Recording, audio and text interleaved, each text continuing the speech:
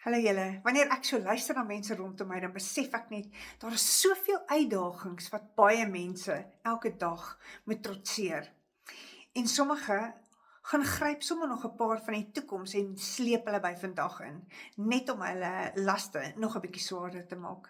Vandag wil ek vir jou Efesiërs 3 vers 16 tot 23 gee, waar daar staan: Ek bid dat hy deur sy gees aan julle die krag sal gee om innerlik sterk te word.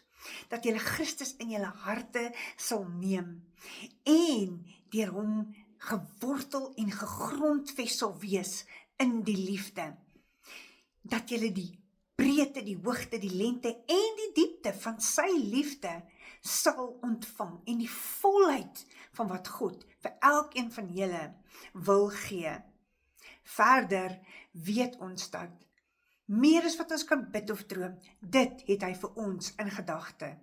Mag elkeen van julle deur hierdie gebed geseën word en weet, hy het jou oneindig lief en sy gedagtes oor jou is goeie gedagtes om jou te seën.